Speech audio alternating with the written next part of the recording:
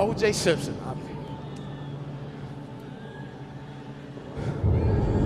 Why wouldn't he just sit down? Just go home. Just sit down. You embarrassing everybody. Then got stopped again on some silly shit. He gonna end up going back to jail for something. Just go sit down somewhere. And what makes me think he's always guilty is that walk. Every time I see that walk, I think he did it. You see me do that?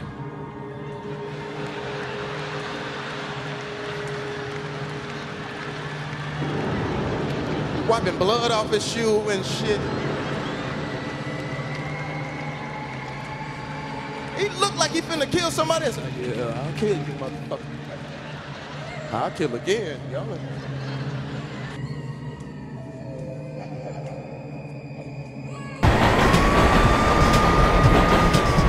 OJ may have dodged the law back in 1994 and 95 when the glove didn't fit, but early Friday, the state of Nevada determined they had all the evidence they needed to put Simpson behind bars. Judge Jackie Glass had strong words for the juice. Earlier in this case, at a bail hearing, I asked and I said to Mr. Simpson, I didn't know if he was arrogant or ignorant or both. And during the trial and through this proceeding, I got the answer.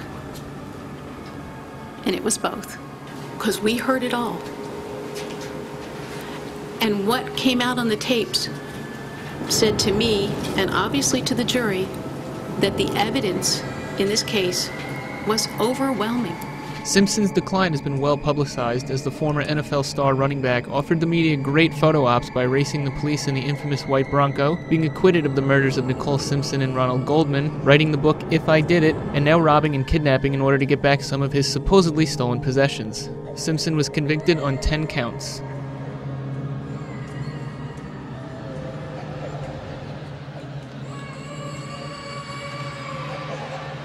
You don't even know who's in the video. He done tore his face up so much, he can't even.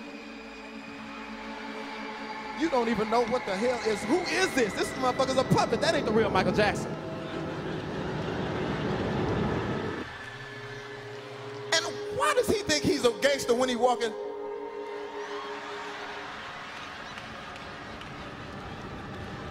Like, you will get your ass kicked in the street with that bullshit.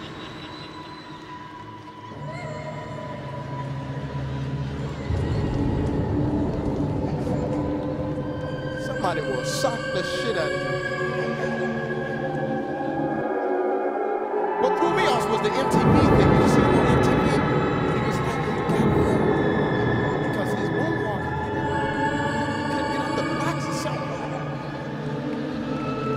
That motherfucker had gum on his shoes.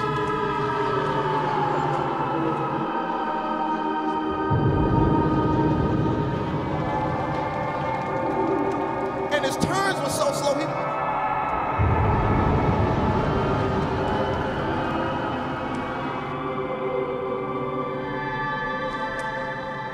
Earlier than that, I heard about 1, but yeah, I got the call about 2:30. Okay, so this has been developing for some time, and we have yet to hear an official from UCLA Medical Center come out and tell us what happened here. So that's what you're looking at. The crowd that's been gathered out there outside UCLA Medical Center is moving to an auditorium.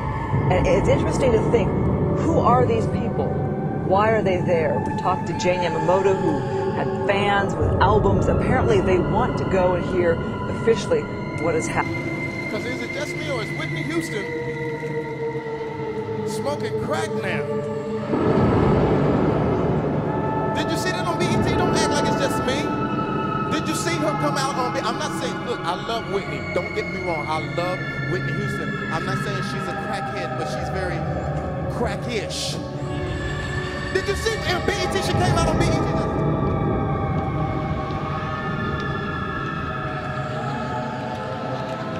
Save our people, man. I'm saying, if she, the whole thing done lost weight. She ain't number 26 pounds, and that's all hair. Her little wig was weighing her down. She came in.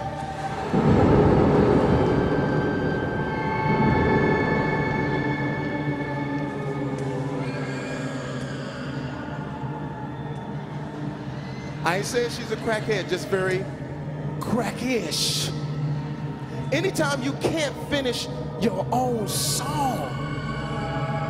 I'm like, wait a minute,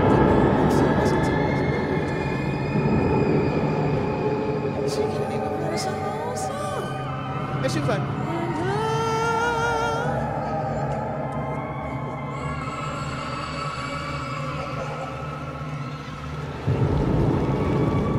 I'm not saying she's a crackhead, just very crackish. And the most crackheadedest shit she said was what? The shit she said about Bobby Brown. We got to stop this shit. We got to cut it out. We love you, Whitney, but you got to stop this. Quit. She said that Bobby Brown is the king of R&B. Shit. Ribs and barbecue. Fucking rocks and blunts. He ain't the king of R&B. What the fuck is wrong with Whitney? Shit.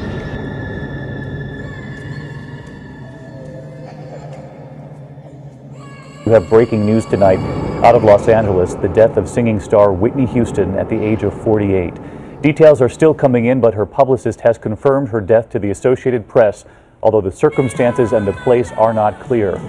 Whitney Houston shot to fame in the 1980s with one of the most powerful and unforgettable voices we'd ever heard. She had hit record after hit record, from Saving All My Love for You to Right Here, I Will Always Love You, winning Grammys and making hit movies along the way.